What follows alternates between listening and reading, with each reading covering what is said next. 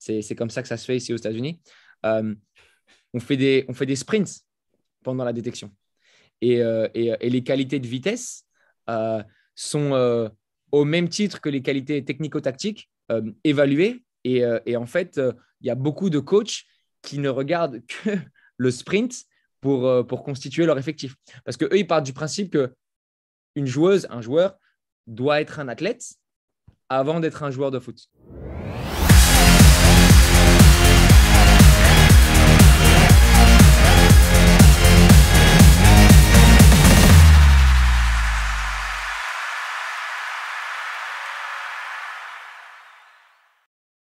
L'enregistrement est lancé. Bienvenue à tous. On va lancer l'enregistrement du jour avec un ami à moi qui est, vous verrez, c'est une personne passionnante aussi, et on peut en parler pendant un moment. Je vais le laisser se présenter. C'est vrai que ça fait déjà presque 15 minutes et la dernière fois, on a déjà parlé 1 heure au téléphone, donc on a déjà enregistré 2 ou 3 épisodes de manière informelle. Mais voilà, on est avec Léo Martini. Je te laisse te présenter, Léo. Et merci Maxence. Ben, comme tu dis, ouais, un ami, on s'était rencontrés, je me souviens, sur les stages Jean-Christophe Fourcade. Et c'est vrai que depuis, on est toujours resté en contact. Moi, j'ai toujours apprécié, comme tu dis, ta passion et ton travail. Donc, premièrement, ben, merci beaucoup de me recevoir. Rapidement, Léo Martini, je viens d'avoir 30 ans. Je viens de Paris. J'ai grandi à Paris dans le 11e. J'ai très rapidement, quand j'ai commencé mes études STAPS, intégré le Paris FC. J'ai eu la chance dès le départ d'être aux côtés de Fred Hébert, qui m'a un peu mentoré, on va dire, qui m'a pris un peu sous son aile au début. J'avais commencé avec les 14 nationaux à l'époque. J'étais avec lui. J'avais travaillé aussi sur l'école de foot. Et puis ça s'est très bien passé. Ensuite, j'avais décidé d'aller à Rouen. Voilà, j'ai eu une petite expérience à Rouen en tant que Stapsien toujours. Et puis, je suis revenu pour travailler au Paris FC, donc sur la prépa physique. Et puis, voilà, c'est là que mon vrai travail dans le foot a démarré. Donc, j'étais sur les 17 ans nationaux avec Fred. C'était Paul Xavier qui m'avait fait revenir. Donc voilà, toute la petite famille du Paris FC, je connais bien. Et puis, après 3 ans passés au Paris FC à la formation, sur la prépa physique, j'ai intégré le centre de formation du Havre Athletic Club. Et puis, j'étais aussi sur la section féminine. Donc, il y avait un nouveau projet à cette époque-là. Ils avaient recruté 10 joueuses américaines. Donc, le fait que je parle un tout petit peu anglais, vraiment, je me souviens que ça avait fait la différence dans mon, euh, dans mon entretien avec Thierry Huvenard. Et puis justement, voilà, première saison avec le Havre, ça se passe très bien. Et puis, voilà, hasard de la vie, chose de la vie, une des joueuses et moi, on se met en couple. Et puis, voilà, c'était une Américaine. Donc, j'ai refait une saison après ça au Havre. Donc, j'ai fait 2 saisons au Havre à la formation et sur la section féminine. Et puis, bien, Shannon, qui est devenue ma femme depuis, elle m'a proposé de venir m'installer ici à Tampa, en Floride. Et puis, j'ai accepté. Donc, depuis 4 ans, je suis ici en Floride. Et je crois que c'est ça dont on va un petit peu parler aujourd'hui. Exactement. C'est un beau parcours qui en fait, en fait rêver plus d'un, je pense. Ça démarre en France. Tu rencontres ta femme sur les terrains et tu t'expatries Yes. outre-Atlantique. Donc, c'est top. Et effectivement, on va parler de cet aspect du foot féminin, entre autres, et de ta vie aux États-Unis. Euh, la première question que je voudrais te poser, c'est quoi les 3 principales différences que tu retrouves entre la France et les États-Unis hors contexte sport? Et après, on va venir vraiment dans le foot féminin. Ok. Donc, hors contexte sport. Je dirais que bah, moi, j'avais pas mal voyagé. Avant de venir ici aux États-Unis, j'étais allé souvent en Afrique, une dizaine de fois, le Mali, le Sénégal. J'étais pas mal allé en Asie aussi. D'ailleurs, avec le Paris FC, on était allé au Japon. Ça avait été une expérience extraordinaire. en Asie du Sud-Est, en Europe, je suis allé beaucoup voilà, dans tous les pays européens autour de la France. Je suis pas mal allé au Moyen-Orient aussi. Mon père est d'origine turque. J'ai passé pas mal de temps en Turquie dans ma jeunesse. Donc, j'avais voyagé. C'est vrai qu'en tant que Français, quand tu voyages, tu as quand même toujours le côté où voilà, tu sens que tu viens d'un pays plus riche. Tu sens vraiment que tu viens d'un pays plus riche. Et en arrivant aux États-Unis, en fait, c'est la première fois que ça me faisait l'effet inverse. C'est-à-dire que voilà, j'arrivais et tout était plus grand, le confort de vie, tout était un ou deux tons au-dessus. Et ça, vraiment, ça a été un choc parce que, en fait, c'est vrai qu'en tant que Français, tu as l'impression d'être ultra privilégié, tu vois, dans ton confort matériel. Et quand tu arrives aux États-Unis, là, ça a été pour moi la plus grosse différence. Voilà, le confort matériel, euh, tout est neuf, toujours, tout est super bien entretenu, les bâtiments, les voitures. Et non, ça, c'est vraiment la première différence, un vrai choc. Euh, le deuxième choc culturel, il est plutôt au niveau des relations, c'est-à-dire que les Américains, ils sont très, très, très avenants, ils ont la tchatch vraiment très facile. C'est-à-dire que dès que tu vas attendre quelque part pour faire tes courses ou au restaurant, tout le monde vient t'aborder très, très naturellement. Ils ont ce côté où ils sont très, très tchatcheurs, en fait. Et ils te posent beaucoup de questions, tu vois. Les gens s'intéressent à toi, te posent des questions. Après, et ce sera peut-être la troisième différence que j'apporterai ici, euh, c'est que autant ils sont très, très bons pour briser la glace et communiquer de façon très, très confortable, en fait, les uns avec les autres. Au niveau des relations, moi, ça va faire 3 ans et demi que je suis là. J'ai pas forcément, avec des Américains pure souche, on va dire, j'ai pas forcément développé de relations très poussées parce que j'ai le sentiment que ça peut être aussi assez intéressé. Tu vois, ils sont assez intéressés au niveau des relations. Et si voilà, ils estiment que tu n'as pas forcément grand-chose à leur apporter, ça peut s'arrêter très, très vite aussi. Et c'est vrai que moi, hein, c'est juste mon expérience personnelle, mais au niveau des relations personnelles, tu vois, amicales avec les Américains, j'ai pas forcément réussi à franchir des caps. Donc, autant ils sont très avenants, très ouverts, ils ont la chat très, très, très facile, autant si tu veux aller plus loin dans la relation, c'est plus compliqué. Ok, ouais, c'est intéressant. Un autre profil de culture. Mhm. Euh, je reviens rapidement sur ton expérience au PFC et au Havre avant de se concentrer vraiment et de poser nos valises aux Mhm. États-Unis. Du coup, tu avais différentes casquettes d'éducateur, d'entraîneur et Yeah. de prépa Yes. aussi. Explique-nous tes différentes missions sur le centre de formation du Havre et avec les filles. Alors, mais en fait, moi, quand j'ai commencé au Paris FC, j'étais toujours étudiant en STAPS. Je savais que la prépa physique, c'était la ligne directrice que je voulais suivre parce que toujours été passionné par la performance. Autant j'aime le foot, je suis un amoureux du foot, mais j'aime les autres sports, j'aime le côté performance et ça, voilà, c'est toujours ce qui m'avait plu. Donc, c'était la raison pour laquelle j'ai vraiment suivi cette voie-là. Je ne savais pas trop ce que je voulais faire au départ. J'étais assistant de Fred sur les U14, la génération 99. C'était extraordinaire, vraiment. Je voyais des séances et puis voilà, ça me donnait vraiment envie de travailler à ce niveau-là parce qu'il y avait vraiment sur les 99 au Paris FC une génération extraordinaire. Et puis, j'étais sur l'école de foot, ça me plaisait, mais je sentais que je voulais déjà être sur la très haute performance. Je savais que je n'avais pas, en tant qu'éducateur, les qualités, l'expérience pour travailler sur le niveau. C'est surtout la raison, c'est surtout pour ça, je pense, que j'ai voulu travailler sur la prépa physique parce que pour moi, c'était un accès beaucoup plus direct et rapide au niveau. C'est vraiment pour ça que je me suis dirigé vers la prépa physique.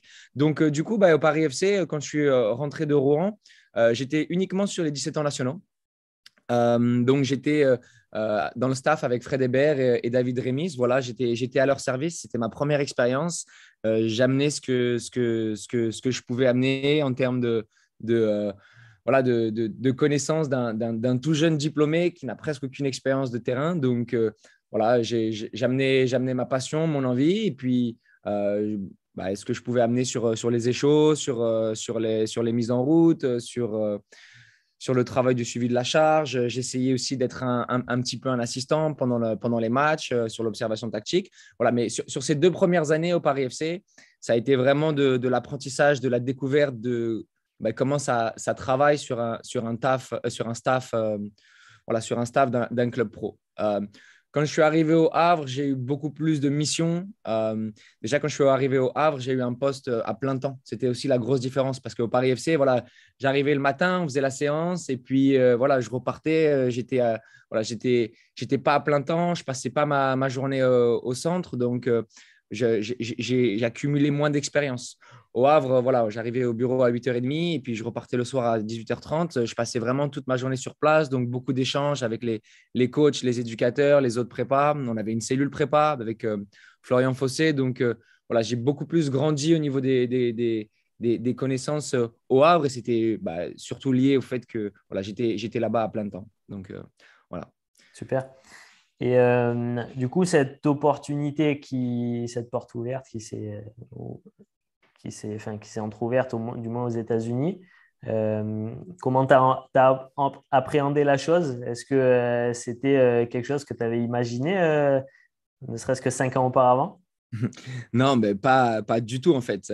Si je dois rentrer un peu dans les détails, quand j'arrive au Havre, moi je suis en couple depuis 5 ans.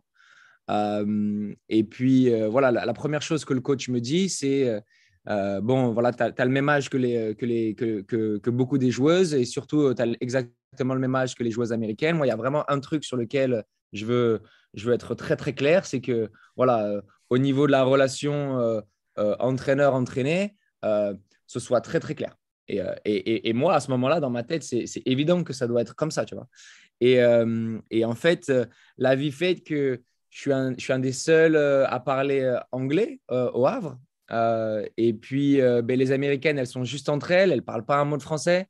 Moi, je suis tout seul au Havre, en fait, puisque ma copine de l'époque est restée à Paris. Donc, du coup, voilà, les choses de la vie font qu'on se rapproche. Et puis, voilà, dans mon couple, voilà, c'était la fin à ce moment-là. Et donc, voilà, c'est vraiment, moi, la raison pour laquelle je suis là, c'est sentimental plus que professionnel, en fait. Et après, on verra dans le podcast que je m'épanouis un maximum ici, hein, que c'est extraordinaire. Je pense aussi que la raison pour laquelle je m'épanouis professionnellement, c'est parce que, voilà, sentimentalement, je me suis trouvé, ça se passe super bien. Et, et voilà, c'est pour ça que c'est super positif. Mais pour répondre vraiment à la question, non, ce n'était pas du tout quelque chose qui était imaginé au début. C'était pas prémédité, mais c'est une top histoire. Franchement, c'est top. Et je te vois en direct, les gens vont t'écouter, mais tu as l'air hyper heureux en tout cas. Explique-nous vraiment tes missions actuellement, voilà, aujourd'hui, tes missions et ton rôle que tu as du coup en Floride. Ok. Bon, ce qu'il faut déjà savoir, c'est que l'organisation du foot aux États-Unis est complètement différente de ce qu'on peut connaître en France. Mais c'est vrai que moi, j'entendais un peu ça avant d'arriver, mais on le réalise pas. En fait, il faut savoir qu'aux États-Unis, c'est pas la fédération qui gère les compétitions. Donc en fait, c'est des organismes privés, même la MLS, hein, c'est pas une ligue organisée par la Fédé. Voilà, c'est une ligue privée. Ils font ce qu'ils veulent. Donc, en fait, même au niveau des règles, par exemple, sur le foot universitaire, qui est un petit peu l'antichambre du foot pro ici, que ce soit chez les garçons ou chez les filles, et dans le sport en général, les règles sont complètement différentes des règles FIFA. C'est-à-dire que c'est pas changement illimité, mais presque. Il n'y a pas d'arrêt de jeu, c'est-à-dire qu'il y a une horloge et 45 minutes, ça s'arrête. C'est-à-dire qu'il y a une contre-attaque, 0-0, l'équipe adverse va au but, ça s'arrête à 45 minutes. Tu vois. C'est un buzzer? C'est juste. Comment? C'est C'est un un buzzer? buzzer, exactement. Ouais, ouais, c'est un buzzer en NCAA, donc le foot universitaire. Donc, en fait, c'est juste pour donner une petite référence comme ça, mais c'est différent à tous les niveaux. Donc, moi, mes missions, je suis directeur technique de la section élite féminine du club dans lequel je travaille, donc qui s'appelle Florida Premier FC, qui est basé un petit peu au nord de Tampa. Euh, on vient d'accéder en tant que club au plus haut niveau national. Donc, ce qu'il faut savoir, c'est que en fait, ici, les promotions et relégations ne se font pas au niveau des résultats, se font juste au niveau de l'acceptation du club, de l'équipe dans la ligue. Donc, ça, c'est aussi une énorme différence. Parce que tu te rends compte que tous les aspects, ce qu'ils appellent politique ici, être capable de bien parler avec les directeurs de ligue, ce qu'ils appellent les commissioners, les gens qui sont en charge de la ligue, c'est vraiment primordial pour que ton club ait du succès au niveau sportif. Donc voilà, ça c'est une vraie différence. C'est sûr qu'il a fallu qu'on ait des résultats pour accéder au niveau national, mais c'est l'attribution d'une promotion, elle est voilà, du fait de la ligue. Et ça, c'est une différence énorme parce que même après, dans la façon dont tu travailles, ça va avoir des conséquences assez importantes. Euh, Moi, sur le club, donc, je suis en charge de 2 équipes. Ça, c'était aussi une différence énorme, à mon avis, parce qu'en France, tu n'as jamais un coach qui entraîne 2 équipes. La plupart du temps, c'est t'entraînes une équipe. Non, ici, la plupart des coachs, ils entraînent 2 équipes pour la simple et bonne raison que financièrement, c'est plus intéressant. En fait, ici, tu travailles presque pas pour un club, mais tu travailles pour une équipe. Quand tu signes avec une équipe, les joueurs, les joueuses qui signent avec toi, ils signent pour jouer avec toi. Et il n'y a pas cette notion de club, en fait. C'est-à-dire que, si je donne un exemple, moi, si je signe une joueuse, donc moi, je suis sur l'équipe élite, si je veux lui donner du temps de jeu en équipe réserve, c'est inconcevable pour eux. C'est inconcevable parce que eux, voilà, ils ont signé pour l'équipe première et ils n'ont pas signé pour un club, en fait. Ils ont signé pour jouer au niveau national avec moi et avec cette équipe-là. Et ça, c'est une autre vraie différence parce que euh, dans la façon dont tu gères les effectifs, ben, il faut vraiment le prendre en compte. C'est-à-dire qu'au moment où tu offres un poste en fait, à une joueuse dans l'équipe première, il faut uniquement la considérer comme une joueuse de l'équipe première qui ne peut jamais aller jouer en réserve. Voilà. Dès que tu fais monter de la réserve une joueuse, très très compliqué derrière de la faire repartir parce que eux, dans leur esprit, c'est des clients en fait. Voilà, ils ont eu un service qu'ils considèrent être plus intéressant sur l'équipe première. Donc pour eux, c'est hors de question qu'ils redescendent sur l'équipe réserve. Euh, Toutes ces petites choses-là, je suis désolé, je me perds un peu par rapport à la question, mais c'est Non, parce non, que bien c'est sûr. super vaste. Euh, donc voilà, moi je suis directeur technique en charge de 2 équipes. On s'entraîne 4 fois par semaine. On a des matchs le week-end. Et pareil, grosse différence. Tu vois, je parle de la compétition là. Moi, en tant qu'entraîneur, je suis aussi presque un peu, tu vois, le manager de l'équipe. C'est-à-dire que c'est un peu à moi de savoir ce qu'on va porter le jour du match, tu vois, d'organiser l'itinéraire. Donc, ce que j'appelle l'itinéraire, c'est bon, on se donne rendez-vous 1 heure avant le match parce qu'il faut savoir que même quand tu te déplaces, tu ne te déplaces pas en tant qu'équipe. Chaque joueuse se déplace avec sa famille et te rejoint directement. Donc, autre vraie différence. Moi, j'avais l'habitude de voyager en car avec le groupe. Ici, la notion de groupe, elle existe très, très peu, en fait. C'est très individualiste dans la conception du travail, dans la conception de l'appartenance à un groupe, en fait. C'est-à-dire que oui, on appartient à un groupe, mais du coup d'envoi au coup de sifflet final. Voilà. Après, on est un peu. Et c'est un peu moi mon rôle ici. Et c'est pour ça que je pense qu'on a du succès au niveau des résultats sur mes équipes, parce que j'essaie de construire une culture beaucoup plus collective. Et ça, je pense que ça a un gros effet positif sur les résultats que j'ai avec les équipes. Ouais, bien sûr. C'est vrai que j'ai déjà entendu ce côté individualiste et du coup, ce qui est assez paradoxal pour un club, pour un sport collectif. Ouais. Euh, de, de- notre rôle, nous, d'éducateurs ou de staff, c'est vraiment de créer une dynamique et une symbiose dans l'équipe. Et du coup, ce que tu nous dis, c'est que la mentalité est totalement différente. Ouais. Là-bas. Alors ça, c'est vraiment, il faut aussi le concevoir comme une force. Parce que moi, les joueuses avec qui je travaille, elles ont des ambitions très, très élevées. Et parce qu'elles ont des ambitions très élevées, il y a beaucoup la culture ici du travail individuel. Je sais que toi, tu as eu l'occasion de travailler avec des joueuses, soit d'origine américaine ou bien qui ont travaillé. Parce que c'est vrai que quand les Français ils partent là-bas, souvent quand ils reviennent, ils sont imprégnés de cette culture. Tu fais du travail supplémentaire, extra, mais tous les jours en fait. Et ça, c'est vraiment quelque chose qu'ils ont. Les parents, ils n'ont aucun problème à payer des coachs individuels, que ce soit sur le développement athlétique, que ce soit sur des séances privées, juste voilà, de développement technique. J'ai même, moi, des collègues à moi qui font juste du consulting. En fait, ils utilisent leur expérience de joueurs semi-professionnels, de joueuses semi-professionnelles, juste d'entraîneurs ou assistants coach dans des universités. Et ils font du consulting et pendant voilà, 1 heure, les parents et les joueuses vont s'asseoir autour de la table et juste discuter de comment devenir meilleur. Et ça, ils ont vraiment cette culture de tout mettre à profit pour le développement individuel. D'accord. Rappelle-nous quel âge ont les filles dont tu t'occupes? Donc, ici, le foot à 11 démarre en U13.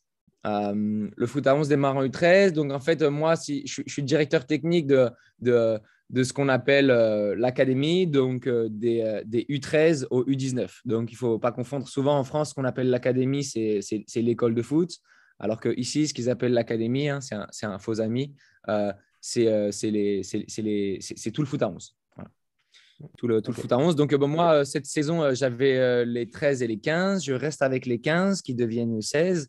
Et puis, je reprends une nouvelle équipe de U13.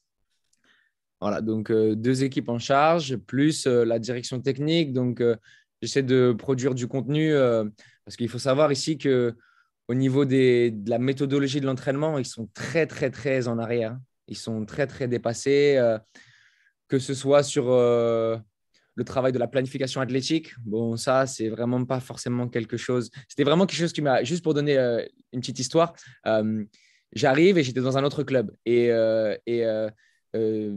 Donc ici, il faut savoir que les équipes, comme c'est des déplacements très, très longs, ils jouent le samedi et le dimanche.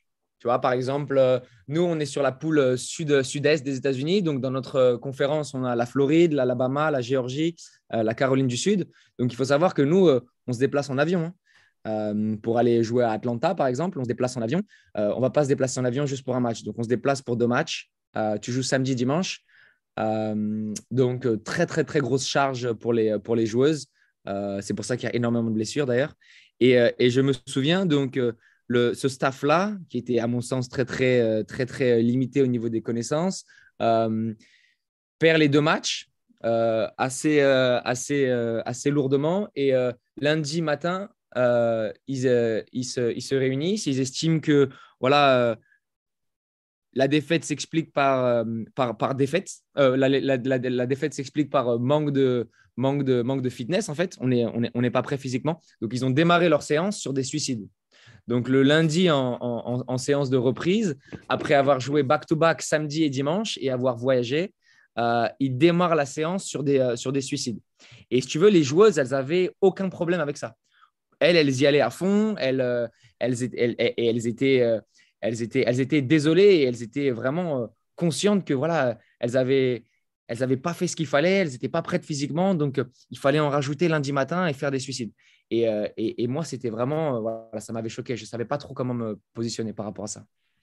Ouais, de ce que tu dis, on comprend que la culture américaine, en fait, c'est faire plus et c'est pas forcément faire mieux. Exactement. C'est toujours faire plus, faire des extras, faire des séances de salle en plus, et des fois, il n'y a pas de Exactement. réflexion sur le. Exactement. Mais enfin, ce que tu dis, c'est très vrai. Moi, je me souviens que c'était l'expérience qu'on avait eue au Havre sur la première saison avec les Américaines. Où, donc, en fait, nous, voilà, on sait, Thierry Huvenard, beaucoup d'expérience dans le foot pro. Il sait qu'une saison, c'est long. Le début de saison se passe très, très bien. On gagne les matchs assez facilement. Et puis, c'est facile pour les joueuses. Et c'est vrai qu'elle, elle venait du milieu universitaire où, en fait, tu joues 3 matchs par semaine. Et il faut savoir qu'ici, pour les un peu spécialistes de prépa, quand ils ont 3 matchs par semaine, ils rajoutent un point fort dans la semaine à l'entraînement. Donc, en fait, ils ont 4 points forts par semaine. Donc, pour moi, c'est inconcevable. Le corps humain, il n'est pas prêt à répondre à des charges aussi élevées. Mais non, pour eux, ça fait partie ça fait partie de la norme. Il faut rajouter des séances de fitness tout le temps, presque un peu quand on veut. Et du coup, ça fait que nous, au Havre, je me souviens, les joueuses, elles en demandaient plus. Et en fait, elles ont pas du tout bien fini la saison, alors qu'elles l'avaient super bien démarré. Parce que justement, eux, ils sont capables sur leur saison d'envoyer à fond pendant 3, 4 mois. Mais par contre, après, ils vont prendre 2 mois de break. C'est parce que les saisons sont organisées comme ça ici. Ils ont ce qu'ils appellent le fall et le spring, donc le printemps et l'automne. Et entre les deux, ils ont beaucoup de breaks. Ils ont des vraies périodes de stop. Donc en fait, eux, ils sont un peu, comme tu dis, à fond, plus, mais pendant une courte période. Et après, ils déconnectent complètement. Tu vois, il y a même la notion de faire un autre sport. Moi, j'ai des joueuses qui, pour elles, faire 10 mois de foot de suite, c'est nouveau et c'est presque choquant pour les parents, en fait. Parce que pour eux, c'est la notion de saison. Ok. Et donc, pour rester sur ça, parce que tu viens de l'introduire, comment ça se constitue une saison là-bas c'est vrai que nous, en Europe, en France, on est habitué à une saison qui démarre avec la pré-saison aux alentours du mois de juillet, qui se termine au mois d'août, le championnat démarre et ça dure jusqu'au mois de mai ou juin avant de repartir en vacances. Comment ça se passe là-bas?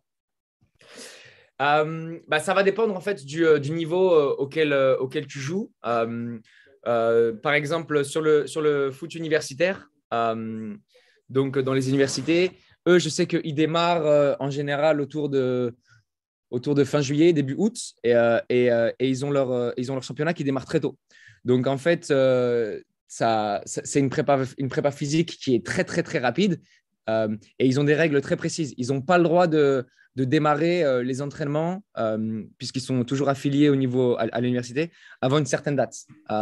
Donc, je sais que sur le foot universitaire, ils ont une saison très, très courte, avec très peu de préparation collective. Donc, c'est pour ça, encore une fois, que la notion de préparation individuelle est primordiale. Très peu de préparation collective. Par contre, dès qu'ils commencent à jouer, ils enchaînent, ils font 3 matchs par semaine pendant 2 mois et demi, 3 mois. Et en fonction des résultats, ils vont en playoff ou pas. Mais s'ils ne vont pas en playoff, en fait, ils jouent entre 20 et 30 matchs en moins de 3 mois, quoi. Donc, ça, c'est très, très éprouvant au niveau des organismes. Donc, taux de blessure ici élevé, mais c'est incroyable. Moi, sur le foot féminin jeune, j'ai côtoyé autour de moi en 3 saisons euh, presque 10 joueuses qui se sont rompues les ligaments croisés. Voilà, sur des jeunes joueuses, hein. En 3 ans, j'en ai eu 10. Au Havre, moi, sur 2 saisons, j'en avais eu 0 sur la section féminine. Voilà.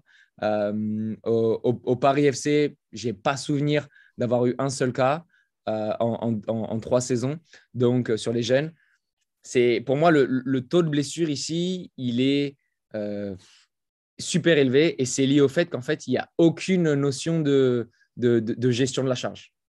Pour eux, ce n'est pas du tout une notion qui les intéresse, qui leur parle, parce que pour eux, plus tu en fais, plus tu es prêt.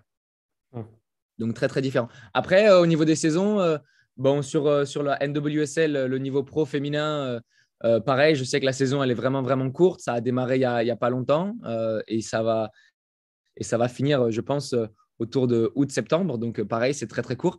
Et par contre, nous, sur le club, on essaye de se caler un peu sur le modèle européen. Donc, démarrer assez tôt l'été et puis aller jusqu'à la fin de la saison scolaire, en fait. Donc, on essaie de se caler sur un calendrier de 10 mois. Mais ce qu'il faut savoir ici, c'est qu'il y a la saison du foot scolaire. Et ça, c'est une institution dans le pays. Jouer pour son high school, pour son lycée, c'est la chose la plus importante de leur carrière, en fait, de leur vie. Donc, pendant 3 mois, ta saison, elle s'arrête parce que, en fait, tes joueuses, elles partent. Les joueuses, elles partent et elles vont jouer pour leur high school. Donc, pareil, même concept, 3 matchs par semaine. Ils font des entraînements. Les entraînements, les coachs des high school, c'est souvent des profs, hein, profs de SVT, profs de maths, qui, voilà, juste parce qu'ils ils ont eu une mini carrière dans le foot ou juste parce que voilà, leur fille, elle joue au foot, et ben, ils sont improvisés entraîneurs. Et du coup, tu as affaire à des joueuses quand elles reviennent qui sont complètement déstructurées au niveau de la façon dont elles jouent et qui sont au niveau athlétique mais complètement déconnectées, quoi, ou bien blessées.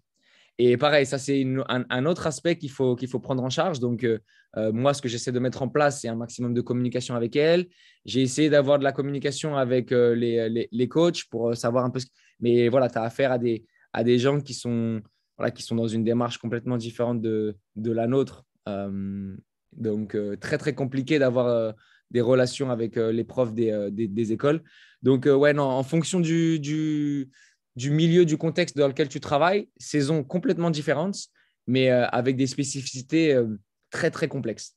Du coup, par rapport à ces différents modèles, le club, l'université et le milieu professionnel, Mhm. comment se font les passerelles d'un niveau à l'autre? Yes.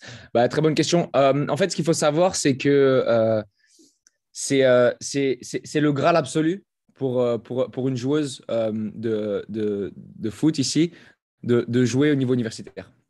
En fait, il faut savoir qu'ici, le sport universitaire, et vraiment dans tous les sports, hein, le basket, le football américain, le baseball, euh, c'est euh, c'est presque, voire même encore plus populaire que le sport professionnel.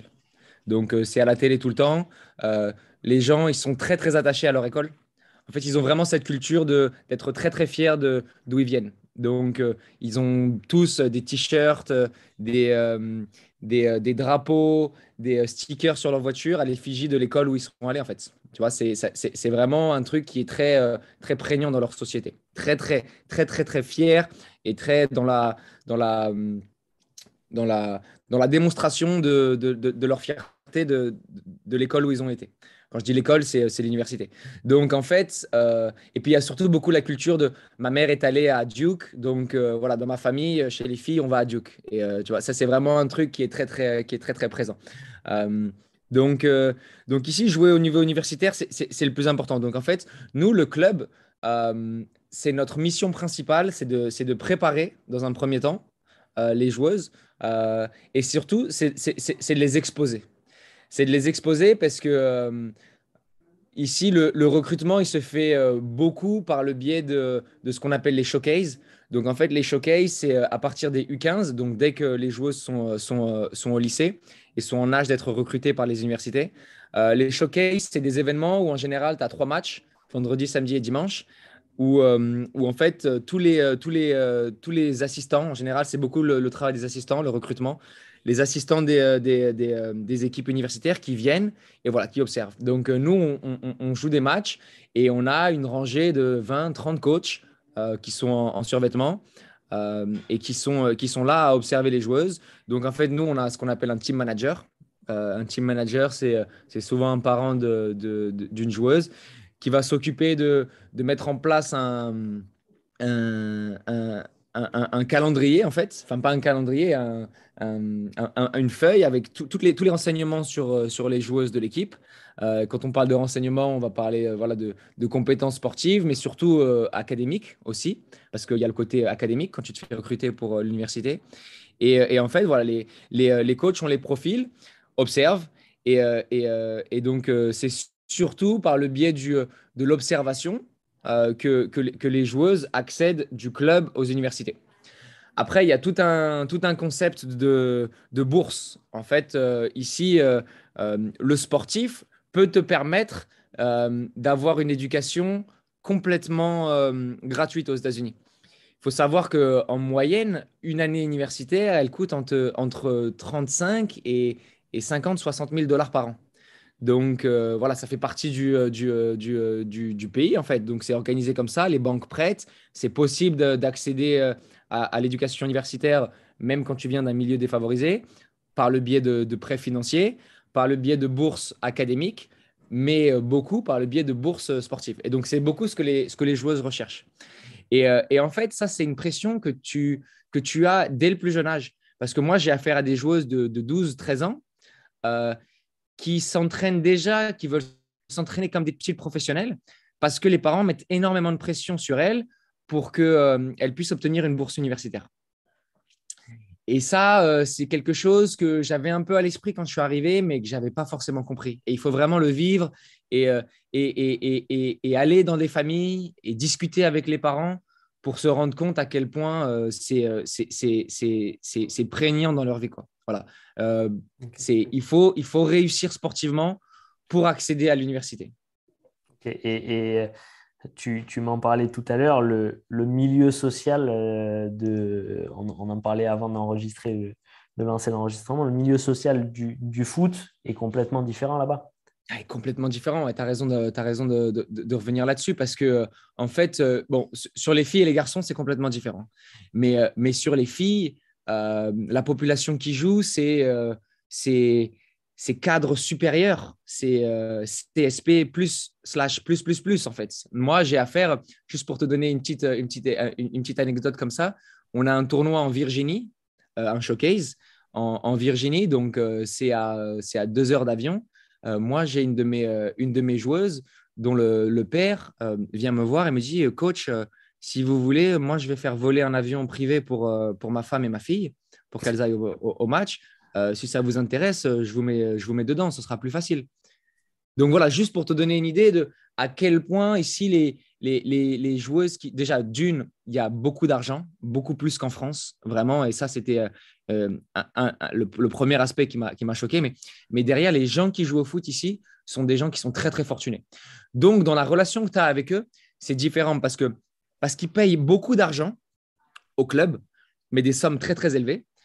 Moi, ça me permet d'être payé comme si je travaillais à plein temps en tant qu'éducateur sur des U13 et U16. Mais en France, c'est complètement inconcevable. Enfin, il faut me dire qui est-ce qui est à plein temps en France pour entraîner des joueuses de U13 et U16.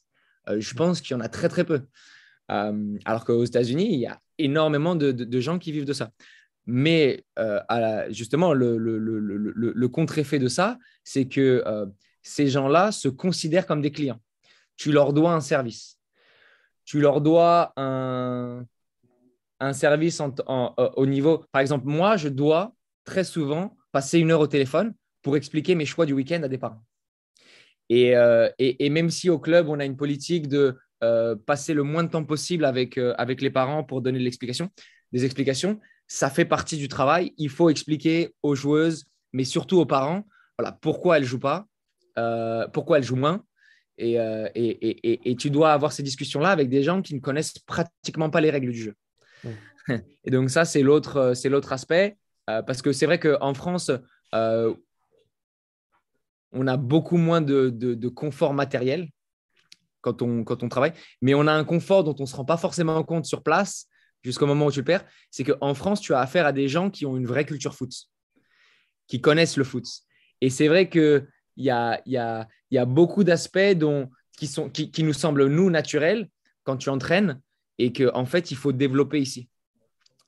Pour moi, par exemple, expliquer que c'est évident que mes ailiers et mes joueurs offensifs vont avoir moins de temps de jeu que mes défenseurs centrales parce que c'est les demandes athlétiques du poste qui font qu'il y a moins de dépenses. Donc, c'est plus logique de passer plus de temps sur le terrain en tant que défenseur central qu'en tant qu'excentré. Mais en fait, pour eux, c'est une explication qui n'a pas de sens parce que pour eux, si ma fille joue au milieu excentré, elle paye le même prix que l'autre joueuse qui joue défenseur central. Donc en fait, ils ont une relation qui est beaucoup plus euh, liée aux aspects financiers qu'aux aspects sportifs. Et du coup, le fait que voilà, tu as affaire à des gens qui te considèrent comme, euh, comme un prestataire de service, c'est très, très différent de ce que j'ai pu vivre en France. Ok. Ok. Et du coup, ouais, ils estiment mettre les moyens, donc ils attendent qu'il y ait parfois des solutions facilité pour leur enfant. Du coup, tu as expliqué assez clairement le lien qui existe entre, du coup, toi, la préparation et l'exposition de tes joueuses de club pour Mhm. l'université. Ouais. Le dernier levier de l'université jusqu'au milieu professionnel, comment il se passe? Rappelle-le-nous. Alors, en fait, comme dans tout sport américain, tu as le système de la draft. Donc, la draft, sachant qu'en fait, tout le sport professionnel américain est géré en fait, comme des ligues. Il n'y a pas le système promotion, relégation. Donc, en fait, pour chercher l'objectif des ligues, des sports américains, entre guillemets, hein, je ne suis pas un spécialiste, c'est d'homogénéiser les niveaux. C'est de faire en sorte que, par exemple, les Lakers ne soient pas forcément l'équipe qui gagne tout et tout le temps au basket. Donc, pour ça, il y a des règles qui sont mises en place où, par exemple, euh, l'équipe qui finit dernière du championnat va avoir plus de tours de draft. Donc, ce qu'on appelle les tours de draft, c'est la priorité quant à la sélection des joueuses sur les transferts. Ouais, En recruter. fait, la priorité pour les transferts est donnée aux équipes qui ont les tours de draft. Et en général, les équipes qui ont les tours de draft, c'est les équipes qui ont le moins bien performé les saisons précédentes. Donc, en fait, ça marche avec la draft où chaque joueuse peut s'inscrire. Voilà, c'est ouvert à tout le monde, hein. Tout le monde peut s'inscrire à la draft à partir du moment où tu as fait plus de 2 saisons en universitaire. Et en fonction de ça, après, les clubs choisissent. Donc, les clubs pro ont des émissaires qui regardent les matchs. Les clubs pro, en général, ils sont très, très connectés au milieu universitaire, donc ils ont beaucoup de contacts. Ils savent déjà en amont qui est-ce qu'ils veulent recruter. Et derrière, pendant la draft, les clubs font leur marché. Après, je sais que je ne suis pas spécialiste. Je ne sais pas si la draft, elle marche aussi quand tu veux recruter des joueuses de l'étranger. Je pense pas. Je crois qu'il y a des règles sur la NWSL, un peu comme nous, où tu as un taux d'étrangères qui est requis. Tu ne peux pas dépasser un certain nombre d'étrangères. Mais voilà, c'est par le biais de la draft. Et je sais que il y a beaucoup de joueuses post-américaines, post-université, et c'était le cas justement de mon épouse, qui, à la suite de ça, veulent rester un peu dans le foot, mais c'est soit la NWSL, donc la première division américaine, ou bien il y a pratiquement pas d'autres possibilités pour jouer au niveau professionnel.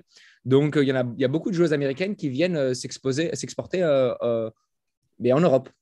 Et voilà, je sais que vous avez eu l'occasion de bosser avec des joueuses universitaires américaines.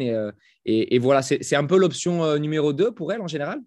Et avec du recul, et pour avoir discuté avec beaucoup de joueuses qui euh, souhaitaient jouer en WSL, sont finalement venues en Europe, elles se plaisent énormément en Europe, en fait, les Ouais. joueuses, parce qu'il y a, à mon avis, une culture de l'entraînement. Et puis, quand on est passionné par le foot, une culture foot qui est quand même supérieure à ce qui peut se faire ici aux États-Unis. Ok. Et les différences de culture foot, c'est quoi les principales selon toi?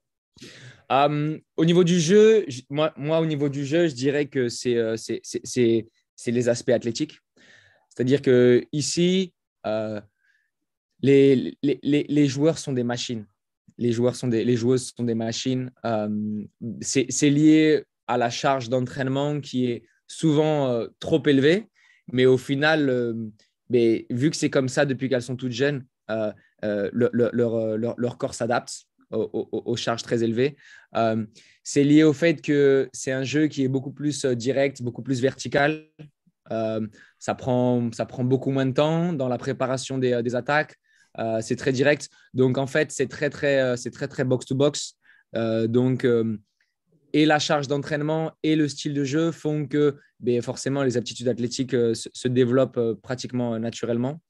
Euh, Ils ont très, très peu la culture du 1 contre 1. Ça, vraiment, c'est quelque chose, moi, que depuis 3 ans, là, avec mes U15, que j'ai depuis le début, j'ai vraiment dû développer. Euh, Chercher à éliminer son vis-à-vis en 1 contre 1 sur le sport féminin, ici, ça existe très, très peu. Ça, c'est une différence relativement importante. Et non, après, voilà, il y a pas des différences énormes, hein. C'est le même jeu, mais où la dimension athlétique est vraiment prégnante, où la notion de 1 contre 1 et de technique individuelle euh, est différente. Moi, je sais que déjà au Havre, je regardais souvent les plus jeunes. Il y avait des joueuses capables de faire des choses très, très intéressantes avec le ballon. Euh, Ici, on va l'avoir aussi, mais plus sur de la technique fondamentale. Voilà, des prises de balles, mais pas forcément sur la créativité au niveau du 1 contre 1. Ok. Ça, c'est les différences du jeu vraiment entre les deux. Mais on sait que c'est vrai que, notamment dans le foot féminin, cet aspect athlétique, et notamment les qualités de puissance, de vitesse, peuvent faire encore de grosses différences. Ouais. Je suppose que c'est du coup tu me donneras ton avis, plus facile pour une joueuse américaine ou nord-américaine de s'expatrier, de venir plutôt en Europe, Ouais. où on est sur un football plutôt de conservation et d'opposition et sur l'aspect technico-tactique, Mhm. que l'inverse, parce que du coup, l'inverse peut être un trop gros gap pour une joueuse européenne qui arrive là-bas, non? Qu'est-ce que tu en penses? Ouais. Non, non, je te rejoins sur cette observation. Ben, moi, déjà, de toute façon, moi, j'observe beaucoup les matchs universitaires et c'est vrai que bon, les équipes universitaires, souvent, elles ont des européennes.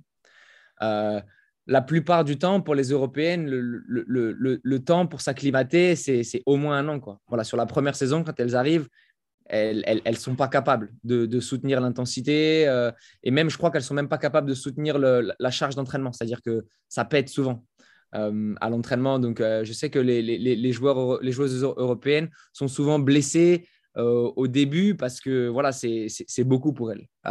Et puis après, il faut un réel temps d'adaptation. Après, c'est vrai que une joueuse européenne avec les qualités de principales qu'on a en Europe, hein, voilà, une bonne vision du jeu, une culture technique, des qualités techniques sûrement supérieures à ce qu'on peut avoir ici. Elle peut se débrouiller très très bien ici si elle vient avec voilà, l'idée que ça va être très dur au départ physiquement, qu'il va falloir faire les efforts, mais ça peut payer. Juste pour rebondir un peu là-dessus, récemment, on était sur la constitution des effectifs pour la saison prochaine. Moi, par exemple, je sais que donc, on travaille sur un modèle un peu comme des détections. C'est très, très primaire comme façon de travailler sur le recrutement, mais c'est comme ça que ça se fait ici aux États-Unis. Euh, on fait des sprints pendant la détection. Et les qualités de vitesse euh, sont au même titre que les qualités technico-tactiques évaluées. Et en fait, il y a beaucoup de coachs qui ne regardent que le sprint pour constituer leur effectif. Parce qu'eux, ils partent du principe qu'une joueuse, un joueur, doit être un athlète avant d'être un joueur de foot. Et pour eux, tu peux transformer un athlète en le rendant footballeur. Et c'est là où moi et eux, on est en désaccord parce que moi de par ma philosophie, mais aussi de par ma petite expérience, je sais que c'est beaucoup plus facile d'avoir de l'impact sur les qualités athlétiques d'un athlète que sur ses qualités technico-tactiques. Donc, moi, je préfère travailler avec une joueuse qui a des bases techniques et une culture foot, une culture tactique. Et derrière, par le fait qu'on s'entraîne 4 fois par semaine, que dans la planification de mes séances, je vais les faire travailler physiquement, je vais réussir à l'amener à un niveau. Alors que eux, ils considèrent les choses différemment. Il faut d'abord être un athlète et ensuite, on parlera de ballon. D'accord. Ouais, ouais, je vois, c'est une approche différente. C'est une approche différente et je pense que ça s'étend au-delà du foot et du foot féminin à d'autres disciplines là-bas aux États-Unis parce que on s'aperçoit que c'est une qualité, enfin, la dimension athlétique est prépondérante là-bas. Euh, Même si on sait que les études notamment scientifiques le courant de pensée vient souvent du, du, enfin, le courant nord-américain, on en parle souvent, donc c'est des choses qui vont inspirer les Européens. Et à côté de ça, toi, tu nous dis qu'il y a aussi un retard ou du moins une réflexion différente dans l'approche et de se dire on va bosser, tant pis pour celles qui se blessent, c'est celles qui sont considérées comme qui étaient en retard ou pas prêtes. Voilà. Alors, pour rebondir là-dessus, donc ça fait partie ça fait partie des normes, des coutumes, des traditions, de la façon de penser en général ici. Après, je sais que la Fédé, parce qu'en ce moment, je passe mes diplômes d'entraîneur, donc là, je passe le niveau B. Et je sais que sur la Fédé, qui s'est d'ailleurs beaucoup, beaucoup inspiré de ce qui se fait en Europe, mais notamment beaucoup en France. Hein. Je sais que la Fédé américaine et la Fédé française sont partenaires, notamment pour la formation des cadres. Euh, Sur la Fédé, il y a un autre discours. Sur la Fédé, il y a un discours qui est de dire, voilà, le travail athlétique doit venir en soutien du développement des qualités technico-tactiques. Et les qualités athlétiques doivent être développées dans le jeu, donc de façon intégrée au maximum. Ce qui, sur l'ensemble du pays, n'est pas du tout quelque chose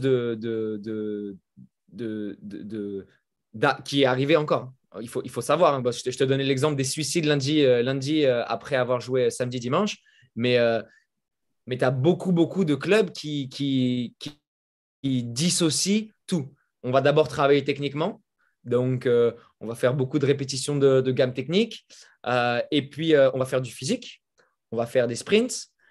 Et d'ailleurs, eux, ils intègrent très, très peu la notion de changement de direction, d'ailleurs. C'est quelque chose aussi qui m'avait surpris, c'est-à-dire que eux, tout se fait en ligne droite.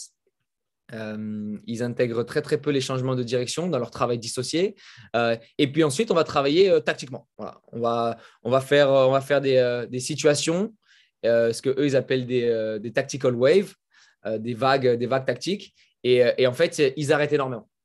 Donc, en fait, là où, à mon sens, ils se trompent, c'est que tout est dissocié et quand les joueuses elles arrivent en match, elles ont du mal à regrouper tous ces différents aspects foot parce que quand ils ont travaillé techniquement, c'était sans opposition. Parce que quand ils ont travaillé physiquement, c'était en ligne droite et sans ballon. Et quand ils ont travaillé tactiquement, eh bien, il y avait des stops tout le temps, en fait. Donc, il n'y avait il y avait pas de continuité dans le jeu. Et en fait, à mon sens, hein, ce qu'il faut développer, bon, je ne suis pas un spécialiste de la formation, mais quand tu développes des joueurs, c'est être capable de leur faire intégrer que chaque situation est différente et il faut l'analyser de façon spécifique. Et eux, c'est comme s'ils ils appellent ça le notebook, parce que ça vient de la culture du foot américain où en fait, chaque action est préparée en amont. Tu vois, dans le foot américain, ils annoncent Chicago 3. Et en fait, on sait exactement où est-ce qu'on doit aller. Et eux, ils essayent d'entraîner tactiquement un peu de cette façon-là. Dans cette situation-là, c'est comme ça qu'on travaille et c'est que comme ça. Je ne sais pas si tu vois un peu ce que Ouais, je veux dire. c'est clairement, ouais, il se crée du coup des situations fermées alors que l'essence même de l'activité foot et d'un sport collectif, c'est plutôt d'être ouvert et d'avoir des situations qui sont jamais les mêmes et qui se reproduisent rarement à l'identique. Exactement. Et du coup, même moi, hein, quand j'ai commencé à travailler sur mes séances, c'est vrai que moi, je faisais beaucoup de jeux réduits, beaucoup de jeux réduits avec des appuis, avec différentes couleurs, avec des missions différentes en fonction des équipes et tout. Et ça, pour eux, en fait, c'était pourquoi tu fais ça, en fait? C'était très, très bizarre pour eux. Et puis, le fait que j'intègre très, très peu de travail dissocié, pareil, pour eux, c'était surprenant. Après, aujourd'hui, mon taux de blessure, il est très, très, très, très bas. Et puis, bon, on ne jouait pas à un niveau très, très élevé cette saison. L'année prochaine, ce sera différent. Mais au niveau athlétique, on a survolé. Donc, en fait, ils vont aussi adhérer très, très vite. C'est-à-dire que autant les Américains, ils sont très, très, très sûrs d'eux. Et ils sont très, très sûrs d'eux et ils vont le mettre en avant. Autant ils sont aussi capables, au niveau du foot, de reconnaître qu'ils ont du retard. Et dès que tu as des discussions avec eux, euh, ils sont très à l'écoute aussi. Donc, il y a un peu ce paradoxe de, voilà, on est très fiers de ce qu'on est, de ce qu'on a, de la façon dont on fait et on doit faire comme ça. Mais aussi, quand tu dois avoir des discussions avec eux, ils sont bons pour écouter et essayer de mettre en place aussi. D'accord. Et au niveau on a bien, je pense, une idée de tout ce que tu viens de décrire sur le côté performance. Une réflexion me vient sur le versant santé et tout ce qui est aspect nutritionnel. Est-ce que il y a des choses qui t'ont surprise là-bas, que ce soit chez les jeunes ou chez les adultes, chez les joueuses? Non, mais c'est super que tu parles de ça parce que en fait, j'aurais dû en parler en introduction parce que bien sûr, euh, énorme différence culturelle, la nourriture. Euh, Il y a de la viande à tous les repas aux États-Unis. Et vraiment, ça, pour moi, ça m'avait choqué, en fait. Au petit-déj, on te sert du bacon. Ensuite, au déjeuner, tu vas avoir un sandwich ou alors une salade avec du poulet. Pour un snack, ils vont manger de la viande de bison séchée, tu vois, pour le goûter. Et puis, le soir, ils vont te manger un steak. Donc, il y a un apport protéique, euh, mais à tous les repas, il y a de la viande à tous les repas. Il faut se rendre compte hein, ici que euh, la masse musculaire des gens, elle est largement supérieure à la masse musculaire des gens qu'on a en Europe. Hein. C'est lié à leur mode de vie. Ils marchent beaucoup moins, ils se dépensent beaucoup moins dans une motricité du quotidien. Ouais, dans l'activité. Mais par contre, tout le monde va à la salle tous les jours. Même les gens qui ont l'air d'être largement en surpoids ou quoi que ce soit, c'est des gens qui vont à la salle et qui poussent. Et ici, ça fait vraiment partie de la culture. Il faut être musclé, il faut être massif. Et c'est vrai qu'ils ont des connaissances nutritionnelles bien supérieures aux nôtres. Et d'ailleurs, quand tu vas au restaurant, sur les menus, souvent, tu as le taux de protéines et le taux de carbs, le taux de glucides complexes sur le menu. C'est affiché. Hein. Tu sais exactement combien de calories, combien de grammes de protéines et combien de grammes de glucides tu vas avoir. Et en fait, les joueuses, moi, j'essaie de faire un peu de l'éducation par rapport à ça, mais il y en a beaucoup qui, ben, ça vient aussi du fait voilà, de leur classe sociale, mais elles connaissent ça. Moi, j'ai des joueuses à 13 ans, 14 ans, elles ont leur shaker après chaque séance, après chaque match. Et elles savent ça. Et elles te parlent d'électrolytes et elles te parlent de pre-game drink. Tu vois, ils sont au fait de toutes ces choses-là. Et pour eux, bah, c'est vraiment presque aussi important que l'entraînement en soi. Et toi, tu vois, là, je vois que tu souris, tu as des étoiles dans les yeux parce que nous, en tant que Français, on se bagarre avec les joueurs pour essayer de leur amener quelque chose de très, très léger au niveau de la préparation invisible. Moi, je me souviens que les joueuses américaines, elles étaient en salle 45 minutes avant la séance. Et la plupart d'entre elles, elles avaient leur propre programme, elles savaient ce dont elles avaient besoin. Moi, il fallait que j'aille au vestiaire et que je les tire, les Françaises. Et c'était génial parce que à la fin, justement, les Américaines, elles avaient vraiment réussi à emmener tout le monde avec elles. Je me souviens au Havre, à la fin, c'était extraordinaire parce qu'il y avait vraiment de l'osmose et il y avait vraiment ce côté biculturel où les Françaises, elles avaient vraiment amené cette joie de vivre, ce côté très, très chaleureux dans le vestiaire et le côté très, très collectif. Et les Américaines, elles avaient vraiment adhéré à ça. Et les Américaines, elles avaient vraiment aidé les Françaises dans, voilà, il faut prendre le travail athlétique, l'entraînement très, très au sérieux.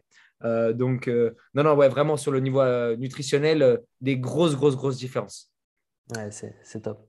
Et toi, tu as changé? Tu as changé sur le plan athlétique? Et moi, sur le plan athlétique, en fait, moi, j'ai beaucoup plus de temps. J'ai beaucoup plus de temps depuis que je suis ici, puisqu'en fait, je travaille surtout les soirées, mais la journée, j'ai du temps. Je m'entraîne, j'arrive à m'entraîner. Je joue avec une équipe, ce qu'ils appellent semi-professionnelle. Je crois qu'on joue au niveau, c'est l'équivalent de la quatrième division ici aux États-Unis. Donc, je m'entraîne 3 fois par semaine avec le groupe. J'ai les matchs le week-end. C'est génial parce que voilà, dans notre conférence, c'est la Floride. Donc, je joue contre Orlando, je joue contre Miami, je joue à Palm Beach, Fort Lauderdale. Voilà, c'est ça mes déplacements. Et moi, à chaque fois, je le dis avec la banane, le sourire et tout. En France, mes déplacements, c'était dans les campaniles de Liévin, les campaniles de Reims, et avec tout le respect que je peux avoir aujourd'hui, euh, je prends tellement de plaisir dans ma vie à côté du sport parce que voilà, c'est la Floride. Pour moi, c'est l'endroit rêvé en fait. Et on a un confort de vie ici au-delà du climat qui est extraordinaire. Et ça c'est magnifique, quoi. C'est top. Écoute, c'est magnifique parce que du coup, je vais conclure sur quelques petites questions et ça va rester sur cette thématique. Tu essaies de me Yes, répondre de manière assez courte. yes. Qu'est-ce que Léo Martini il aime bien faire dans sa Floride maintenant? Mais voilà, moi, par exemple, j'ai mon cousin qui est arrivé de France ce dimanche. Je l'ai récupéré à l'aéroport hier soir, dimanche soir. Lundi matin, on était sur la baie de Tampa en train de faire du kayak à la recherche des dauphins. Bon, on n'en a pas vu hier, mais voilà, il fait 30 degrés. Je suis dans la baie en kayak et voilà, c'est extraordinaire. Il y a une faune, une flore ici extraordinaire. Moi, j'adore être dehors. Moi, c'est ça que j'aime faire, être dehors et profiter de la beauté de la nature ici en Floride. C'est mon truc. Ok. C'est quoi la température là-bas? Et bien là, tout de suite, il est 8h45 du matin. On doit être très, très proche de 26-27, mais ça va continuer à grimper, sûrement autour de 32-33, mais ressenti 40 degrés parce qu'on a des taux d'humidité très, très élevés. Ok. L'été, ici, c'est pas facile. Après, on a, on a un hiver qui est magnifique, en fait. L'hiver, c'est l'équivalent du mois de mai en France. Donc, ça, Ouais, bien sûr. c'est top. Ouais. C'est quoi tes canaux d'apprentissage préférés actuellement? Mais déjà, j'ai passé pas mal de temps sur ma formation. Là, j'étais avec l'US Soccer pour la formation de coach. Donc, j'ai eu pas mal de cours avec eux. Moi, j'écoute beaucoup de podcasts. J'écoute beaucoup de podcasts pour me tenir au courant de ce qui peut se faire en France. Il y a le podcast qui s'appelle En dehors de ma surface, qui parle un peu comme ça d'expatriés français. J'ai un podcast qui s'appelle qui traite de la formation en France, qui est super intéressant. Il y avait un podcast qui s'appelle Prolongation, que j'écoute sur Spotify aussi, que je trouve très, très intéressant. Au niveau de la lecture, j'essaie de lire en anglais. Récemment, là, je lis le bouquin de Raymond Verheijen, c'est le prépa physique néerlandais qui avait un peu créé ce qu'ils appellent la périodisation athlétique ici. Donc, j'essaie de me mettre à jour des connaissances, mais en anglais. Et puis, ben, c'est à peu près tout, hein. Je ne suis pas non plus super assidu, mais j'essaye de rester au contact voilà, de ce qui se fait de nouveau, des échanges avec des collègues comme toi, comme Flo Fossé au Havre, comme Paul Xavier au Paris FC, voilà, des gens avec qui j'aime échanger et qui me gardent à jour, quoi. Super. Qui est-ce qui t'inspire dans ta vie de tous les jours? Qu'est-ce qui m'inspire Qu'est-ce qui t'inspire et qui est-ce qui t'inspire? Qui est-ce qui m'inspire? Franchement, ben, mon épouse, elle m'inspire énormément parce que euh, c'est quelqu'un qui a vraiment très, très bien réussi sa vie de sportif et d'étudiant et aujourd'hui de professionnel. C'est-à-dire que moi, j'ai toujours des étoiles dans les yeux quand le matin, elle se réveille à 5h30 et qu'elle est en salle à 5h45. Voilà. Pour 1 heure avant de préparer son smoothie, son shaker, son petit déj. Et en fait, elle est super, super calée dans sa vie. Elle est très, très organisée. Et moi, c'est quelque chose que je n'ai pas forcément et que je trouve extraordinaire, en fait. Cette capacité qu'ils ont aujourd'hui, elle n'a plus besoin de s'entraîner, mais ça fait partie d'elle, quoi. Et ça, je trouve ça super inspirant de rester très, très sensible à la performance alors que tu en as terminé de ta carrière d'athlète. Et ça, ouais, ça m'inspire et j'espère être comme ça dans le futur proche et lointain. On te le souhaite. C'est son lifestyle et c'est vrai que ça reste longtemps. Quand tu trouves les choses qui te motivent et qui te font vibrer, Exactement. souvent tu les gardes longtemps. Euh, Dernière petite question, est-ce que tu aurais quelqu'un que tu aimerais entendre à ce micro sur une prochaine interview, quelqu'un précisément ou un métier ou une discipline? Si on reste un peu sur l'idée des Français expatriés aux États-Unis, moi, c'est devenu un ami maintenant, un Français qui est parti jouer au foot universitaire il y a une petite dizaine d'années maintenant, un peu moins d'une dizaine d'années. Et puis, pareil, il a rencontré l'amour sur place ici, il s'est marié, il s'appelle Bafou Sanogo.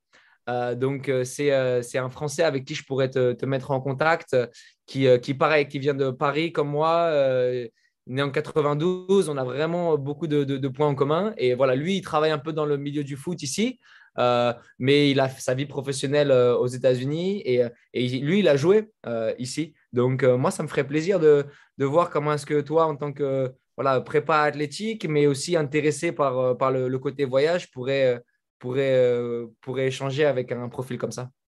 Ouais, super. Bah, écoute, avec grand plaisir.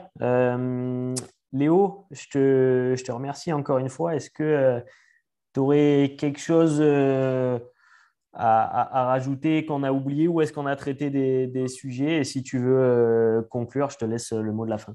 Ouais, c'est gentil. Non, moi, pour revenir un peu à cette notion d'expérience de vie, j'encourage les gens à se, à s'ouvrir sur tout ce que la vie peut leur apporter parce que c'est vrai que moi, aujourd'hui, je suis peut-être la personne la plus heureuse du monde par rapport à ce que je peux avoir et, euh, et c'était des décisions difficiles à prendre, mais aujourd'hui, je me régale dans la vie que j'ai. Et voilà, j'encourage tous les gens qui sont à l'écoute de ce podcast pour s'ouvrir un maximum et se laisser guider par la vie parfois. Pas être trop fermé sur ce qu'on veut faire, mais vraiment s'ouvrir et voilà, Super. laisser la Ouais, chance à la vie. c'est une belle conclusion, je ne ferais pas mieux. Reste Merci. avec moi 2 minutes, je bloque l'enregistrement. Je suis certain que l'épisode va plaire. En tout cas, je me suis régalé.